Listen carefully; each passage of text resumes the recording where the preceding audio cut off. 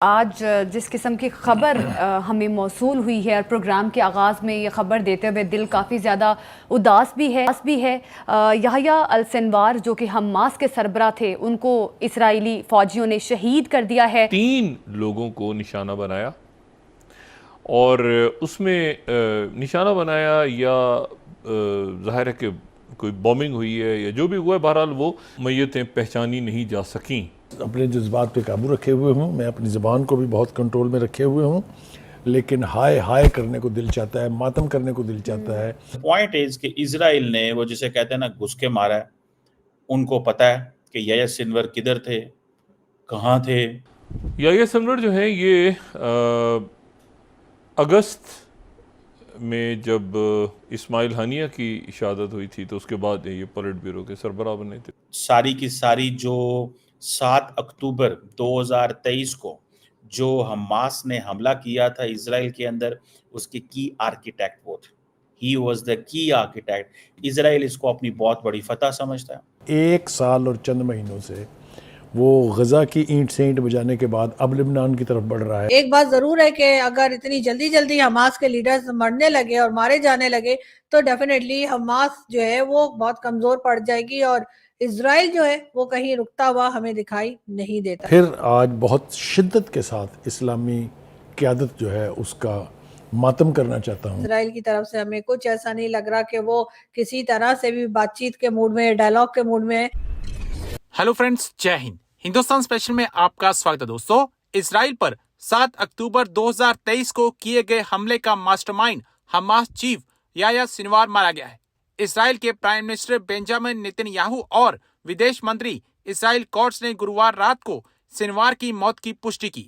Nitin Yahoo نے ایک video message میں کہا، ہم نے حساب چکتا کر دیا ہے، لیکن جنگ ابھی جاری ہے۔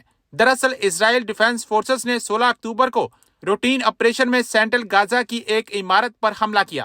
اس میں حماس کے 3 سدسیوں کے مارے جانے کی خبر آئی۔ بعد میں پتہ چلا ان میں سے ایک یحییٰ سنوار ہے۔ دراصل اسرائیل اور حماس کی جنگ کی وجہ 7 اکتوبر حملہ تھا۔ اس میں 1200 اسرائیلی ناگرک مارے گئے تھے۔ تب سے دونوں کے بیچ جنگ جاری ہے۔ سنوار کی موت کی جانچ کے لیے ڈی این اے ٹیسٹ کیا گیا۔ اس سے پہلے بھی سنوار کو مارنے کے لیے اسرائیل نے کئی کوششیں کی تھی، حالانکہ اس میں کامیابی نہیں مل سکی۔ اب پاکستانی میڈیا سنوار کے مارے جانے پر آنسو بہا رہا ہے۔ لیکن جو بڑی خبر اس وقت آ رہی ہے وہ ہے حماس کے سربراہ یحییٰ سنور کی شہادت کے حوالے سے، اور اس میں کافی جو عرب میڈیا ہے اور جو اسرائیل کی فوج ہے، ان کی ملٹری اسٹیبلشمنٹ ہے، اس کی جو کوارڈینیشن ہے، امریکن میڈیا، باقی میڈیا اور ان کے جو حکام ہیں مختلف، وہ یہ بات کر رہے ہیں کہ یحییٰ سنور جو ہے وہ شہید ہو گئے۔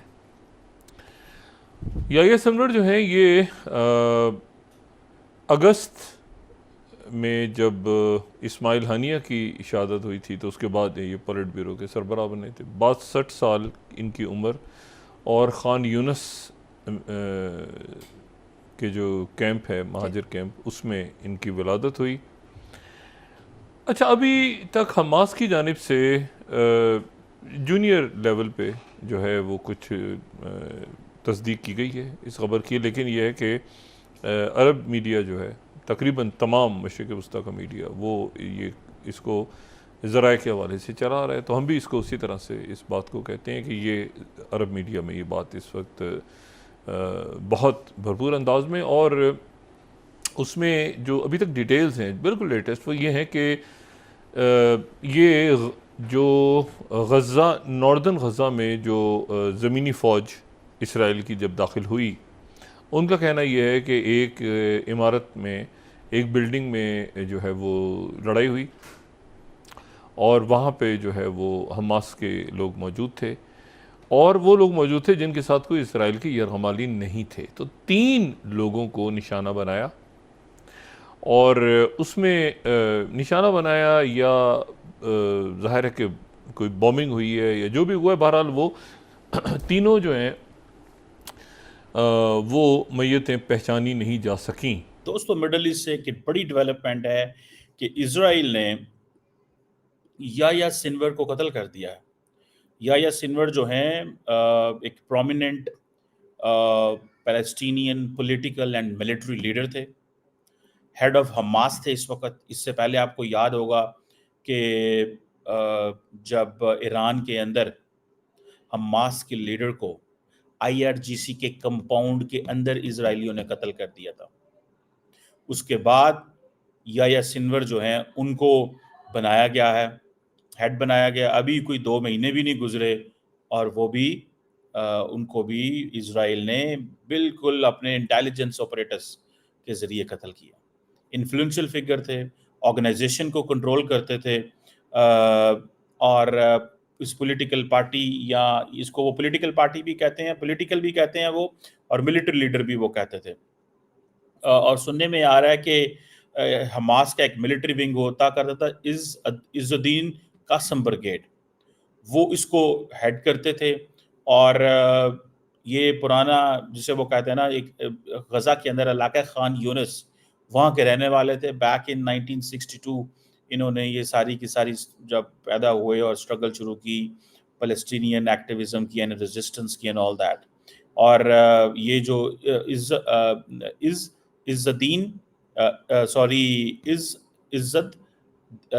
الدین القاسم برگیڈ جو ہے, عز الدین قاسم البرگیڈ جو ہے, اس کو وہ بیسیکلی اس کے فاؤنڈنگ ممبر تھے, چلا رہے تھے, انسٹرومنٹل تھے, اس کی ملٹری جو آپریشنز کو دیکھتے تھے and all that. But the point is کہ اسرائیل نے وہ جسے کہتے ہیں نا گھس کے مارا ہے.